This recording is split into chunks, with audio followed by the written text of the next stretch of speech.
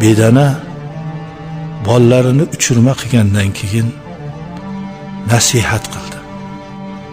Bolajonlarim, endi onamiz og'zida bizga nasibamizni olib keladi deb kutmanglar. Endi qanot chiqazdinglar, o'zinglar uchadigan bo'ldinglar. Endi meni nasihatim sizlarga tinglanglar. Nasihatimga amal qilsanglar, bu musaffo osmonda uchib, yerdan rizqingizni terib yurasiz. Qiynalsangiz ham har joylardan topib, oz bo'lsa ham bitta ikkita topib, qanoat qilib rizqingizni yeb yuring.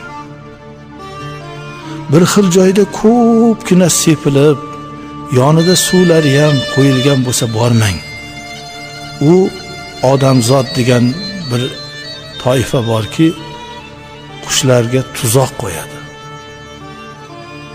Ko'pgina sepib qo'yadi-da, o'shatga qo'nib, o'sha donidan yeyishingiz bilan domiga ilinib qolasiz.